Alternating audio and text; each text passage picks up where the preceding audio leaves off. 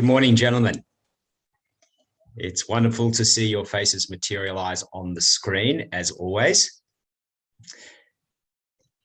If you are in a position to turn on your video, please do. This is a fellowship after all, and it's nice, if not in 3 dimensions, to at least see you in 2 dimensions.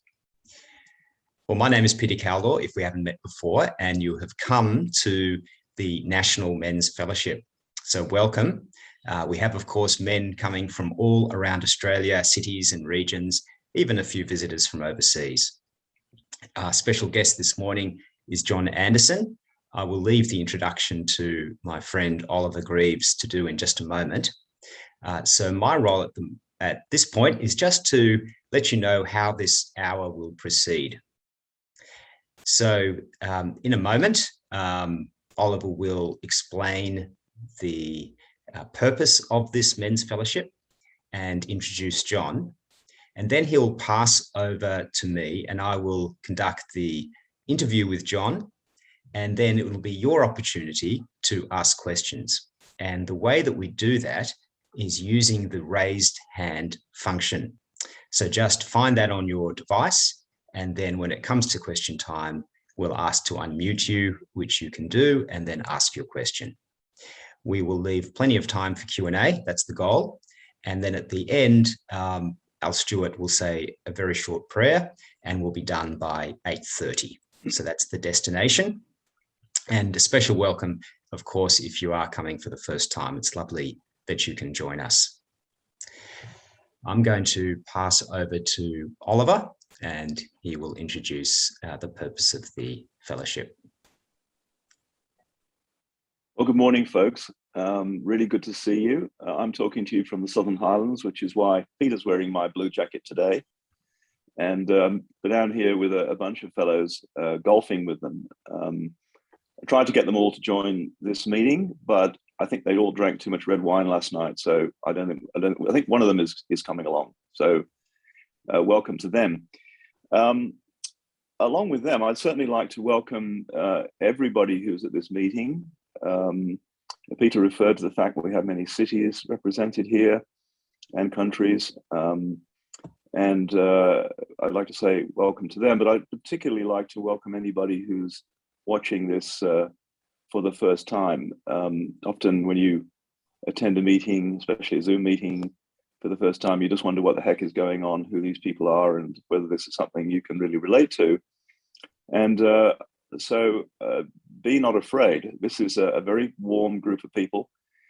We've been meeting together for many years, and our fellowship is one that I think connotes a degree of and a depth of friendship, which have developed over the years and which is available to anybody who joins us. And I'd like to say frankness, and particularly a sort of sense that we're all on a journey together. So we share our experiences with each other and we get to know each other. We really hope if you're here for the first time that you'll do that. And Peter will explain how you could do that, other than join Zoom meetings a little later on.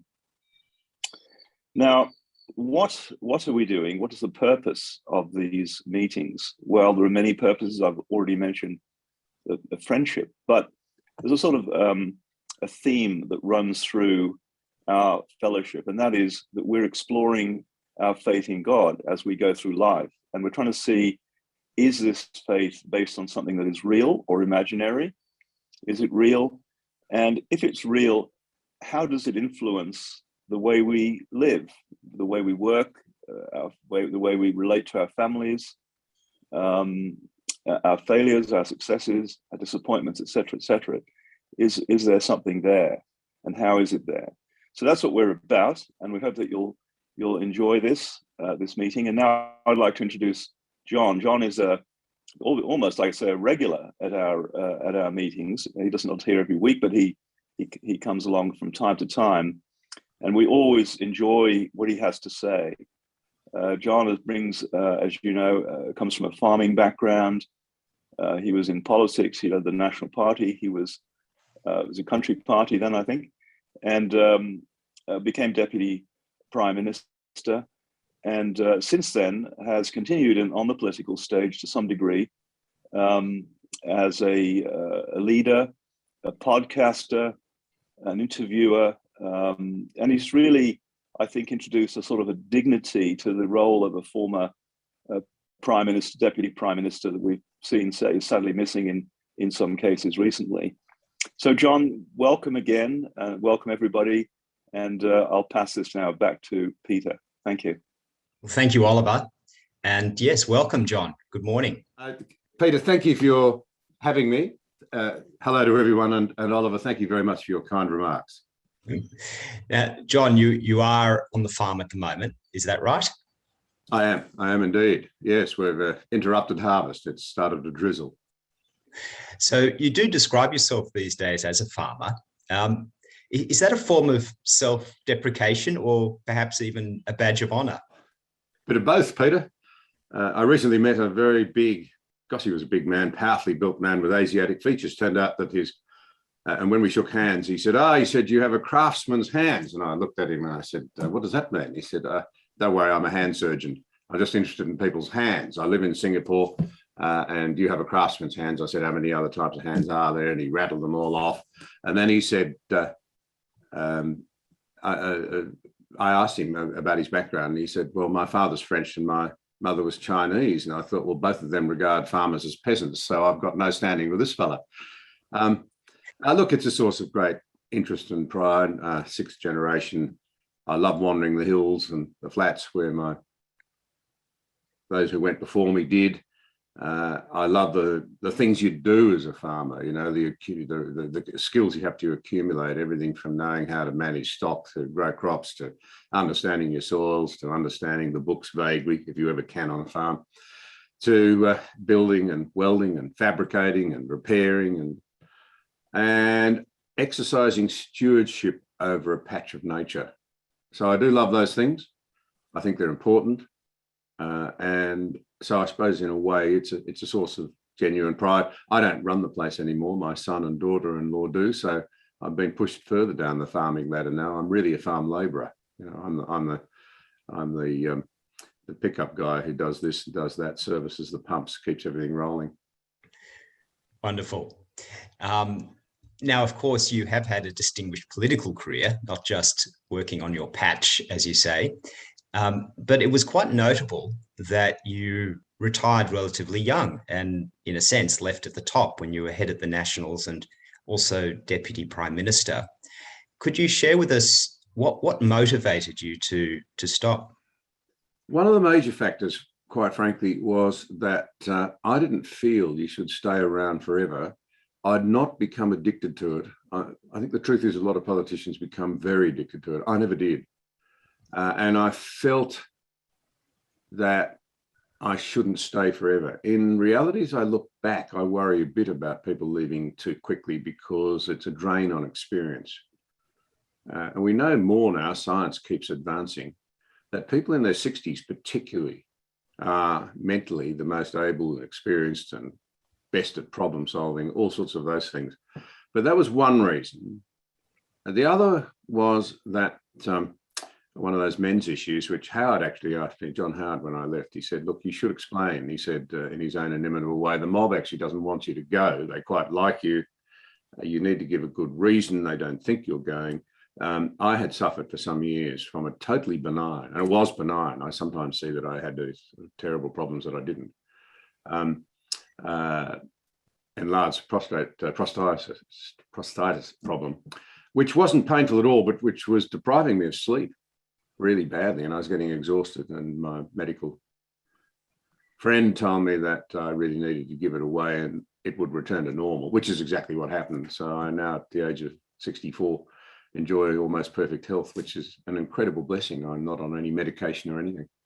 Wonderful. So there were the two reasons, but I was utterly exhausted. 10 years in cabinet, 13 years as leader or deputy leader of the National Party, which involves endless travel and travel to out of the way places. It's not an easy gig, I have to say, particularly when you've got a young family. And I'll never get over the shock of discovering the deep-seated delight that my children were able to express when we told them I was leaving and I was going to be just a normal person again, if there's such a thing. No, I can imagine. But you've remained very interested in the big issues and the shape of our nation. And one way that this finds expression, of course, is through your podcast Conversations, which, congratulations, I gather, has recently reached 15 million views, a wonderful achievement in a relatively short space of time. I'm taken by the tagline to your Conversations. It says, you can't have good public policy without a good debate. So how do you see this work of yours, these conversations, as contributing to that? I think I'd say it's an attempt to keep a flame alive. Our culture's moved to a place where we confuse thinking and feeling, and our feelings become real to the point where we can't reason, don't reason, where anybody who challenges our feelings is seen to be undermining us personally. We hit out the old, attributed to Voltaire, but not Voltaire, saying, I may disagree with you, but I'll defend to the death your right to say it, has morphed into something more like, if you dare to disagree with me, I'll do everything under death to try and silence you. You will not attack me. And identity politics is really about us regrouping in the way that we traditionally did before the influence of Christianity on Western culture, with its emphasis on loving your neighbour, even if you don't like what they're doing. We're morphing back into a much more traditional state of affairs where we club together with others who make us feel safe against the enemy who's everyone else. And it's fracturing society unbelievably badly. In a democracy, you can't, without a minimum level of respect for the other person, without debating the issues rather than making the other person the issue, ever really get the sort of quality debate that you need if you're to advance together cooperatively. And so thus the tagline. I believe it's incredibly important. Doesn't mean to say that a debate shouldn't be full-blooded. The last major debate on an economic issue that actually resulted in serious change in Australia was probably the GST, or a new tax system as we called it, because it was much more than the GST. And that's over 20 years ago now. Over 20 years ago, it was a full-blooded debate. I think greatly to the credit of the two leaders at the time, John Howard and Kim Beazley, an Australian I have an enormous amount of time for, or two Australian, that it was a full-blooded debate, but not a personalised one. Now we see issues on every front, that require serious and in-depth engagement of the community and policy debate, and we're not really capable of having it anymore. And I think that's a real problem. Another way of putting that would be to simply say, we've got to the point where economic and strategic and other major policy areas are sacrificed on the altar of a culture that's lost its way. So if you want good policy, you actually need a culture that's capable of delivering it. And we are rapidly losing that. The ultimate example of that is, of course, the fractionalized, the polarization, the appalling levels of mistrust and loathing that have divided America, that produced a Trump, in response have produced a Biden. I mean, look at his numbers. They're as bad as Trump's. I mean, it's a mess. The leader of the free world does not speak for his own nation anymore. So you've obviously thought hard about this. What do you think are the causes why we can't have a good debate anymore? And particularly thinking, I mean, Oliver kind of alluded to it in his introduction, thinking of the recent stoush between Macron and Morrison, why is it that we seem to be playing the man more than the ball at the moment? Well, Solzhenitsyn, responded to a question like that. He simply said, "We've forgotten God." We each play God in our own little world, and we seek to extend it as much as possible. So we're in danger of, I don't know how many people are there in the West in particular. Well, globally, you could say there's 7.5 million people, and our tendency is to be God unto ourselves. So you've got 7.5 billion gods. Rather than accepting the idea there's a higher authority who tells us our first responsibility is to love him and respond to him. Our second is to love our neighbour as ourselves. That's out the door. And it becomes really a naked struggle for power. That's what it's become. Now, there's a right place for seeking to use power and influence wisely, but there's a wrong way to do it as well. And in our post-Christian age in the West, when there's very little influence left from those great commandments and the work of the Holy Spirit in shaping our societies, we really are, if you like, we're letting the weeds take over the garden that democracy gave us. Democracy I do see as a product of, well, really Judeo thinking, you know, the Exodus, the covenant between the idea of covenantal governance right through to the Great Reformation struggles, the American Declaration of Independence, created a garden. They were the unusual societies, if you like, in the midst of a jungle. We're not tending the jungle, so the weeds are growing in the garden and the jungle is encroaching again. This is not new. Many cultures have failed after great heights down through the ages. We don't have to, but we've deserted our roots and we're paying a terrible price for it. Mm. And now you've interviewed, well, countless people from a range of disciplines, scientists, economists, historians. What have you started to discover and what have you learned? Because you need to obviously do your homework when you interview these people. What have you personally learned as you've done all these conversations? Well, a huge amount, Peter, a huge amount. One of them is that the old divisions of left and right are simply too simplistic now. See, many of the people, you know, I see crikey.com claims that I only talk to conservatives. No, I don't. There's some people there who are well and truly identified with the left. One who doesn't mind me saying that, for example, is Warren Farrell on fathering out of the United States. He said, I'm a complete lefty on everything except the value of fathers in their children's lives. And there are many others of the ilk, as Frank Ferruti, who would have also been seen as, I think, as a left-wing figure, it's fair to say. So the old labels are gone. The new division that seems important is between those who believe in evidence, in reason, the Enlightenment model of moving forward, and those who are committed to feelings. You know, the age of psychological man, you are who you feel you are.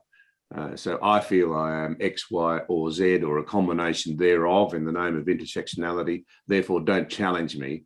That's who I am. If you say anything to undermine me, you're declaring war on me because you are deauthorizing me as a human being. So that's part of what I've learned. I mean, there's sheer depth of thinking of many of these people. The extraordinary sincerity and authenticity of a Jordan Peterson, the thing that these critics can never match is the man's deep and genuine interest in and commitment to others. The breadth of knowledge of a Neil Ferguson, the insight into modern culture of a Frank Ferruti, the understanding of Australia of a John Howard, the understanding of America of a Kim Beazley. So it's been an extraordinary journey. I've learned a great deal. And the great thing is that in a way, there are others who have tapped into that and find them very valuable for their own journey. And that brings me unbelievable joy. Makes it all worthwhile, including young people.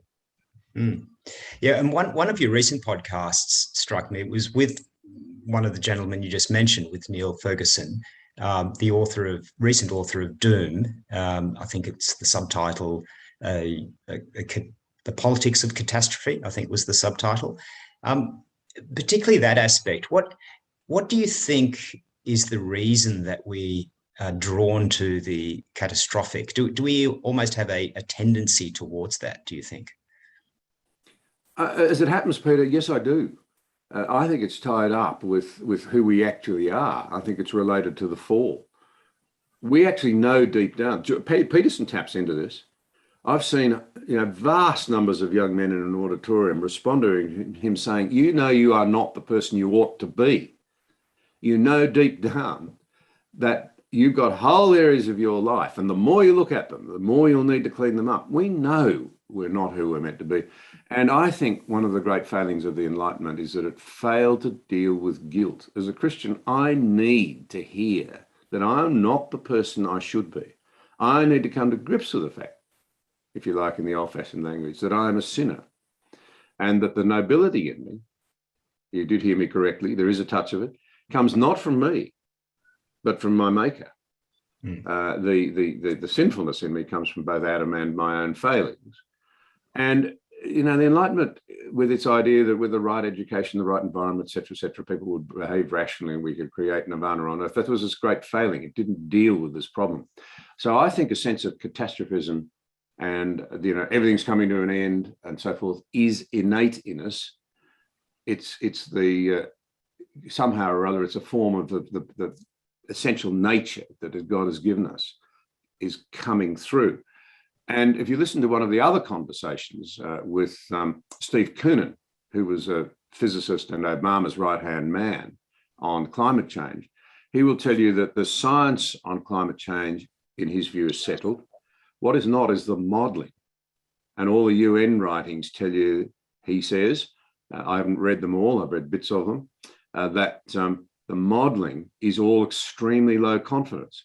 What have the politicians and what have the activists done with the modelling? They've taken low confidence work to convince people of the very worst, that total catastrophe is coming. There's no adaptability. I'm a farmer. I'm at the front line of weather. I worry about the weather. I think it is changing. But the adaptation capacity of human beings and indeed of the planet that God's given us is enormous. I'm not denying. Don't hear me as a climate change denier. I don't want to get into that debate. My point is to respond to yours. We take the worst case scenario, and now we've given, according to some people, 80% of our young people, climate change anxiety. Now, there are many other things, actually, if you dig into it, that they're anxious about. Will I get a job? Will I be able to leave home? Will I ever be able to afford a home in the first place? Those sorts of issues are playing out, but we've made them incredibly anxious. Now, I'm not sure that World War II was won by people being anxious rather than determined and of a frame of mind to go out and face the challenge and overcome it rather than collapse in the face of it. So I think there's something very deep in our human nature, yes. And it's tied to the fact that we know that we actually deserve less than a perfect outcome, but we also have a secure hope if we're prepared to look for it. There is a way out. Yeah, I think what you're describing is very pertinent, because you hear tragic cases of, the rise of young men having vasectomies, or young women saying, I couldn't bear bringing children into the world given the state we're in. It's a very anxious climate that we're in at the moment. But you mentioned hope there. So as a Christian man, how do you see an antidote to the doom and the despair? Is it, where do you actually find hope? Where can we find hope? My hope is in Jesus Christ, standing at the right hand of God, as he did when Stephen was stoned, saying, Lord, he's one that you've given me. He belongs here. And as my life's progressed, I've become more convinced, not less, that is where hope lies. And it's beyond my ability to comprehend. I can't imagine why the maker and the creator and the sustainer of the universe should be so interested in me and pay such a price as to enable me to go free without punishment for my own appalling, in many ways, real nature. But I am convinced that it is true. I am convinced. So how does that actually, in practical terms, then, I guess, give you confidence or change your outlook? Well, to go back to your previous question on catastrophism, I will freely confess that with 4 grandchildren, I sometimes wonder what sort of world they're going into, particularly as I see the culture falling apart and I think of what they're going to experience at school. And I know they're going to be pumped full of ideology, which, by the way, the polling shows is really, really starting to drive parents nuts. So look for the backlash a la the elections in Virginia in America, because I believe it will come here, and it would be a good thing if it came here. So I do confess to some degree of concern. But in terms of what it really means, it means that I have an antidote to the sense of catastrophism. There is hope. The wounds will be bound up. The pain will end. The loneliness that so many people experience. That's an absolute pandemic in our society, as I think it is. These things will come to an end. As C.S. Lewis, I'm butchering him here a little bit, but we feel instinctively, just as we feel hunger, that there's an antidote. There's an answer to our emptiness, our confusion, our fear. Fear is the thing that now cripples us so badly out of that catastrophism that's descended upon our culture. There's an answer. It's there because just like hunger, it's real. It points to the answer. Yeah. Now, in your own life, John, though, at an individual level, you've not been immune to difficulties, to even tragedy, one would say. So, how has that really? Maybe you need to if you're able to share a little bit about that with us, because many men wouldn't know the story. How do you think that has been influential for you in your life? Well, Peter, I am happy to talk about it. I'm happy to talk about it because, again, going back to Jordan Peterson, Chatswood Town Hall, something I don't want to repeat it at great length, but watching him with 1,000 people, mainly young men, being so frank, so blunt, serving them up steak rather than thin, nutritionless gruel, they were lapping up real life. And they think our culture is trying to serve them pulp, which it is, and they're looking for meaning and depth and substance because that's what real young men do. And so I'm very open now about the painful thing that happened when I was young. In a game of backyard cricket, found the sweet spot, was belting my father, who was a brilliant sportsman, all over the place. And in a shocking moment, my sister looked up to see a ball that I'd driven hard towards her coming at her, turned away, it caught her in the back of the neck, and she died. That presented me with obviously something of a set of pretty challenging issues. As I look back over them, I would describe them, well, I'd set the scene by saying, I went to a place in my teens that other kids, generally speaking, don't. Your childhood ends, innocence is gone. No matter how hard people try, you may appreciate that, but you feel you've gone to a place that they have never been to. And out of it, I think a three-sided triangle started to emerge. Firstly, why suffering? Now, why me at that point in time? Why not the other way around? Why not my sister being the one who lived, me die, whatever? I can't answer those questions, but I can say that suffering in a broken world, there is an answer to it. It's caused by our willfulness, and the whole creation groans at every level. As a general philosophy, I find that very helpful, rather than thinking it's just an accident. It's just a result of chance. Second part of the equation, does anybody understand? Anybody care? And that's where the cross becomes relevant. You know, a man done an unbelievable injustice. Nobody suffered the injustice of the trial that Christ went through and the painful death that he was put to, both in its physical and its spiritual dimensions. Yes, he understands pain and alienation and people not understanding. And yes, he plainly cares. And the third part of the triangle is, I've touched on it already, will the pain end? Will the wounds be bound up? Will the sense of loneliness and nobody else understands go? Yes, that's where the secure hope comes in.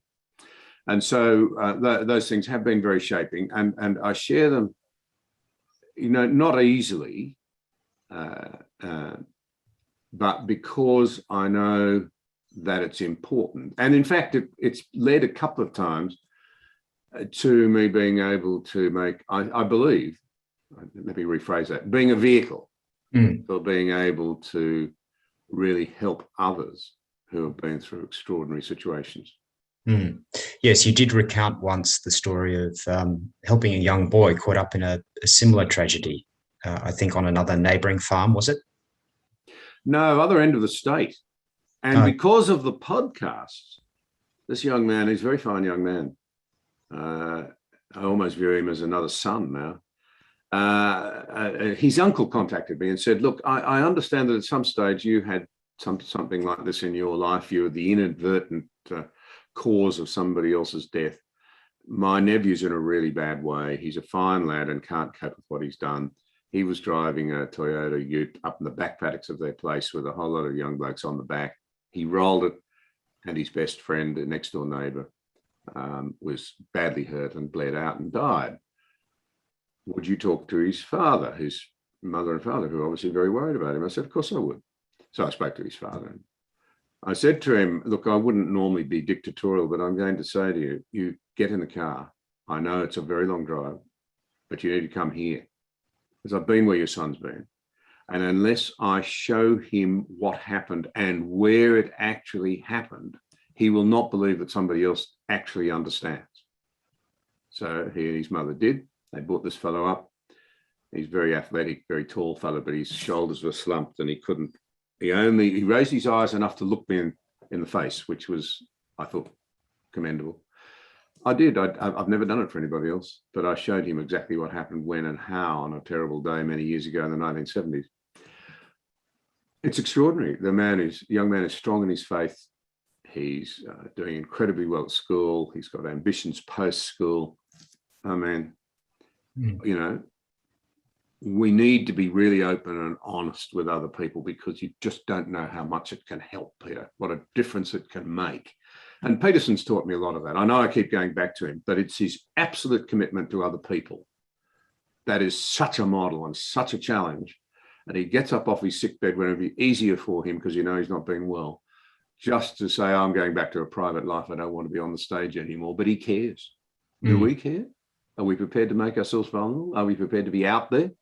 Because, by gee, there are people who need us, and there's a culture that needs us collectively as well. Yeah, the story of bringing the parents and the boy to your farm, it's very, very moving.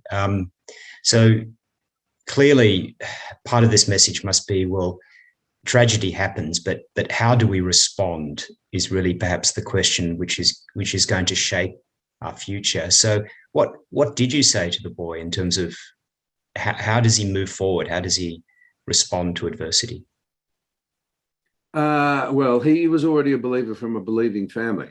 So what I said to him, you know, when we'd finished talking, he was sitting there again. He'd watched that game they play in Victoria that I still don't really understand, but it was on the TV that night, and that was a great distraction.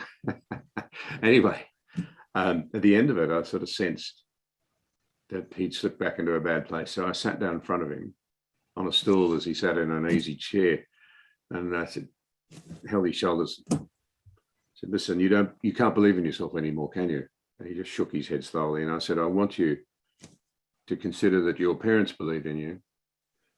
The coroner believed in you. The parents of the other lad believe in you because they'd all forgiven him. I said, the former Deputy Prime Minister of Australia believes in you. And I said that because a copper had said that to me all those years ago when my sister died. But above all, Christ believes in you. And the next morning, before he left, I said, now, what are you going to take out of this? And he repeated that. But he also said, I've seen your son and your grandson, so I know that life doesn't end after something like this. A very perceptive remark for a young man. My son had wandered in. Julia was actually away. She was with one of our daughters on a trip through Vietnam. And so there I was trying to make scrambled eggs. And my son wandered in with his little boy. So that note of continuity was really important to him. And then Andrew Scipione had given me a little toy police dog, a little, what do they call them? Sniffer dog, I suppose, in a uniform. And my grandson had been playing with it. So I gave it to, he'd lost interest in it. I gave it to this young man and said, here, I want this to be the seal of our conversation. When it goes wrong, remember, when you can't believe in yourself, others do, and Christ does. I rang his dad a couple of days to see how he was going. Oh, he said, you know, he's up and down, but I went in this morning because he slept in. It was late for him to get the school bus. There he was, snoozing away with that little dog you gave him on the pillow beside his head. Anyway, he's a fantastic lad. I'm very, very fond of he and his family. And under Christ, he's come through. He will never be the same man he'd have been otherwise, any more than I am because of my own life experiences. But God has taken that clay and shaped it as he has chosen, and he will make his mark. Thank you for sharing that. Perhaps before we close, and just a reminder to the men, if you would like to ask any questions of John, please do use that raised hand function.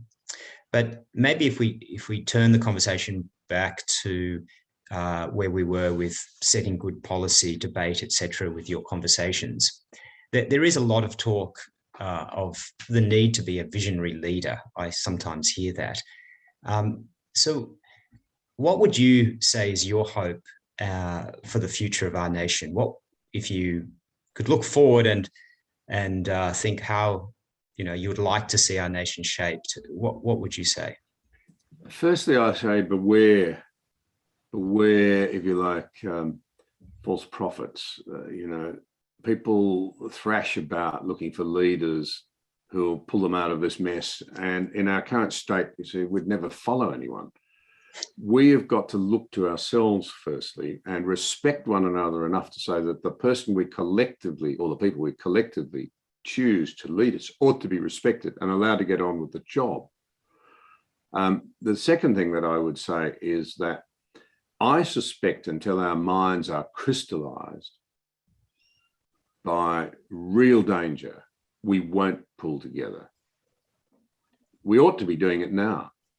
And I have to say the polls and the research do reveal that we are now extremely worried about where the world seems to be drifting in terms of geopolitics. And we ought to be galvanized by the things that, if you like, we have in common and that are important for all of us, regardless of where you live or your gender or the color of your skin or, your political outlook, which are essentially our freedoms, our economic prosperity and opportunities for young people and so on and so forth. So I'm going to flip the question by saying that what I look for and what I hope for and what I pray for is a return to sanity on the part of the Australian people and the electors. It's not to say there aren't a lot of sane people out there, but the mark of the age is chaos and confusion. G.K. Chesterton had it absolutely right. Give up believing in God and you won't believe in nothing. You'll believe in anything. And so that's what's happened in our culture. I can't believe the faddishness and the stupidity of a lot of things that people get passionate about when there are far more important issues concerning all of us that should be uniting us. So whilst I'm always keen to see good people, and by the way, we should all be, at the very least, praying for our political players and the processes and so forth, but we should also be looking out for and even thinking about our own role in politics, looking out for young people who might have a great contribution to make.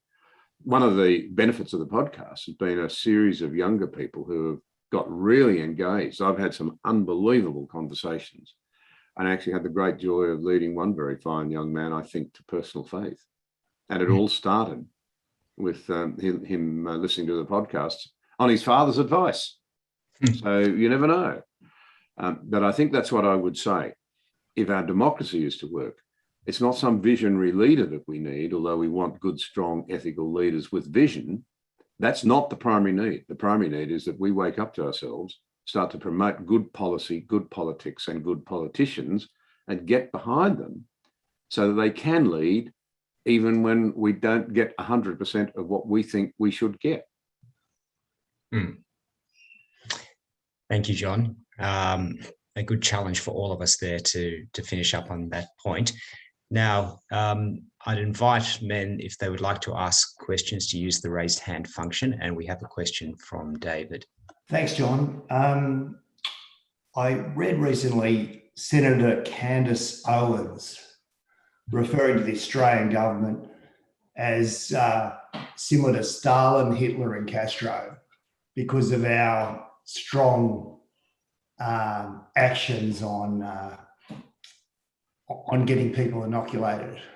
How is this possible that a senator from the United States refers to the Australian government as similar to Stalin, Hitler and Castro? I don't understand the world. No, it is rather distressing. We are painted internationally now as having been almost in the process of converting ourselves into a police state over COVID-19. It's really taken off, as many as you might be aware. And of course, Candace Owens is engaging in real hyperbole there. But it is true that particularly in Victoria, we've had, as I understand it, the world's most severe and longest lockdowns. And that they've often been policed very unnecessarily harshly, sometimes even violently. And it's also true that we've had remarkably little debate in Australia, going back to the very tagline that Peter was talking about, the debate in Australia should have been characterised by a lot more comment about the economic and mental health costs of lockdown, for example. So you've seen this. What we saw was an attempt to say, look, we've got to slow this down, flatten the curve so our hospitals are not overwhelmed. It turned into de facto elimination, which I always thought was very unwise. I put that view on the Drum recently and got well and truly attacked by one of the Drum's resident medical advisors from Melbourne, but I stand by it. It was never wise to think that elimination was going to work. And in a pursuit of elimination, we've gone too far at both levels. I think the Australian people have accepted it too easily, particularly in Victoria. I do think that. And I also think that governments, particularly in Victoria, the latest legislation giving the Premier the power to call a pandemic crisis, even if there isn't a pandemic, for 3 months and then to renew it without recourse to the Parliament, as I understand it. Correct me if I'm wrong, someone from Victoria, but in my understanding, we have gone too far. And I do worry. In fact, I usually read the comments on the podcast that we've done, and there was one there recently. We were talking more about China, I think, but the comment was, I don't know what's happened to my fellow Australians. We were always known as rugged individuals who'd stand up for our interests and for freedom, and we showed a great spirit of independence. The likes on it were the things that intrigued me. It struck a real chord, and maybe we need to rediscover again that capacity to argue, but to do it in a non-personal way, because I think New South Wales, for example, has handled it very well by and large. But I think what's happened, particularly in Victoria, in Queensland and Western Australia, is quite inappropriate. A question from Peter. Good morning, John. I'm sorry for that delay. It's a particular delight to have the opportunity to listen to you, most especially because my son works so closely with you, Nick. John, you made a reference to elections in Virginia. Could you elaborate on that? In short, it was an upset win from a very woke governor by a Republican, a Democrat governor in an area that's become more and more woke. And he campaigned on the hard things that matter, sound economic management, et cetera, but also on wokeism in schools. The previous governor very foolishly declared that critical race theory was not being taught in the schools, and it turned out that it was, and the parents were trying to have it overturned. And I understand that Biden actually ordered an FBI investigation into protesting parents. What were they protesting? The teaching of critical race theory. What is critical race theory? It's the binary idea that only whites are racist. And the proof of that is that they hold all the dominant positions. Wherever they're whites, they held the predominant positions. And the answer is absolute rigid quotas for everything, which is just totalitarianism. And I find it deeply offensive that somebody should say to me, you are a racist because you are a white, and no one of any other skin color is ever racist. I remember Martin Luther King. I look forward to the day when my children are judged by the content of their character, not the color of their skin.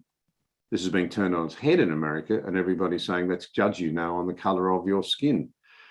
And so what you really had was the electors in an area that's becoming more and more democratic in their political party parlance, saying, this has just gone too far.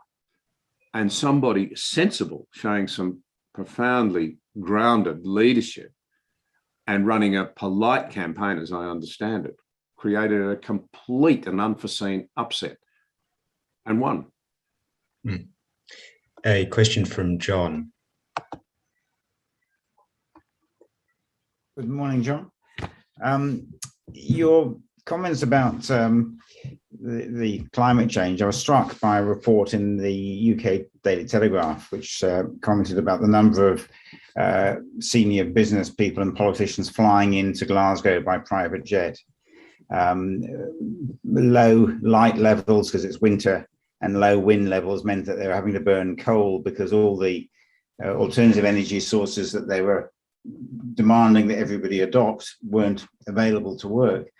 I see in that kind of issue, and also in the critical race issue and a number of others, a total rejection of rationality of any, and your comments as well on COVID, of any kind of logical, rational analysis to solutions that might not necessarily be focused on a single issue, simplistic approach. What's the antidote to this trend in public discourse? Well, I'm biased. I think the answer is Christ. Why do I say that? I wish I'd taken the details of it, but I was listening to a fascinating report about an exercise in America. And this was ABC radio, by the way. I was in Queensland a couple of years ago. And they'd gone out in America, some rationalist society had gone out to conduct a major study to show that people who went to church were less rational, more emotional, less able to reason, more swayed by fads than people who didn't go to church. And what the research found was precisely the opposite. Precisely the opposite. If you believe that we're not in total control, if you believe that looking for real wisdom in the book of wisdom, if you believe that God is a God of order and there's a way to work things through and an explanation for the fact that things don't always work perfectly, well, that's the source of reason in our own culture. Our abandonment is the reason now that we flail around. And I'll be really frank. I cannot believe the extreme language that and positions that Boris Johnson, as the Prime Minister of Great Britain, is taking on. Britain, the home of reason, the home of genuine high quality thinking, of the ability to hold many issues in suspense at one time. It was Janet Albrecht, and she said, one of the problems we've got with our government now in Australia is that, unlike the Howard era, and she kindly mentioned Howard and some of us, no one seems to be able to now balance the whole range of issues that confront you. You all have to do it in your own personal business and personal family lives and what have you. And she was making the point that back in the Howard government days, there were plenty of challenges and the government seemed to be able to manage them all and move them all along in concert. Now we've become one-trick ponies. And it's astonishingly dangerous because if you're a committed environmentalist, for example, you might be as worried about the loss of biodiversity as you are about climate change. I don't want to get particularly into that debate. I've had a great conversation with Steve Koonin, and I think I come out where he does. I accept the science. Oh, sorry, let me turn that off. There you go. That's my son chasing me. As I say, I'm a farm labourer, saying, where am I for work? I do accept that climate is changing. I'm a farmer. I can see it. But I also know we've adapted. Here's an interesting one for you. We've had 4 of the worst and most shocking droughts in Australia's history. Australian agricultural production went up, not down. For the last 10 years, the world's farmers have produced enough food and fibre for 10 billion people in a global population of 7.5 billion. Adaptability is critical. We're not talking about it. We'll probably have to, because as he points out, the modelling is incredibly low confidence. And as Adam Crichton often comments on, the modelling in relation to COVID has turned out to be hopelessly unreliable. Why are we so confident about modelling out into the future? Don't hear me as a denialist. I'm not. My argument is, I think, in sync with yours. We need reason. We need balance. We need to recognise that there are many challenges on the environmental front, on the strategic front, on the emerging gap between rich and poor as we put in place, in my view, inappropriate policies to try and deal with the debts left over from the great financial crisis, and indeed now exacerbated by COVID. COVID showed us, by the way, that the Australian people expect our governments to be ready for the difficulties that confront us as they emerge. We're so preoccupied at the moment, well, the elites are, the polling shows the people aren't, by one issue, we've taken our eyes off all the related issues. Question. And unrelated issues. A question from Stuart. Yeah, good morning, John. Picking up on what you mentioned about Boris Johnson earlier, I've become convinced that wokeism is marching through institutions that we formerly thought of as conservative, such as the Liberal Party and, dare I say it, the National Party. the Anglican Church, which I don't go to anymore because I think it's woke. Could you comment a bit on whether wokeism is beginning to infect the places you wouldn't ordinarily expect it to show up? Oh, absolutely. It's infested everything. It's broken down all the old political boundaries.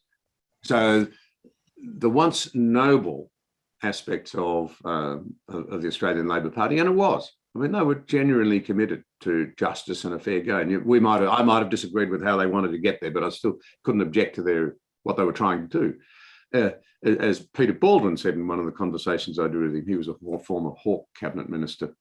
Once we cared about universalism and giving everybody a go and recognising them as part of the Australian family, now we're into a new aristocracy.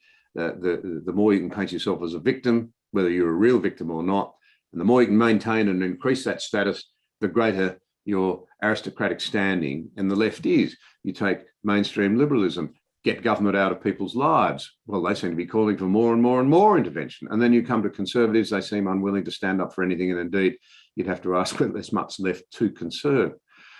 So yes, it's everywhere. Wokeism, or the term woke, is an African-American expression, which means that you're so clever, you've actually seen the real nature, particularly of racism that I touched on earlier.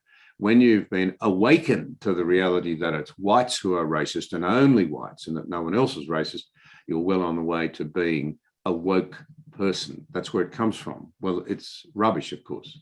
A question from Stephen. John, you raised the failure of debate, I guess, over real issues. And it seems to me that since Howard left politics, we've not had strong oppositions, and that in actual fact, the degradation of the quality of the opposition has led to a degradation of the quality of government. Is there any hope that we might actually have quality government again? I think the honest answer to that is only if we start to be worthy of it and to demand it, and then when we get it, to support it. We've got to stop sending messages along the lines of, unless you look after me, I will vote you out, and start committing. As John Dixon put it once in a newspaper article, he wrote, if you want to know how to vote at the next election, I'll tell you how to do it if you're a believer. Vote for your neighbour.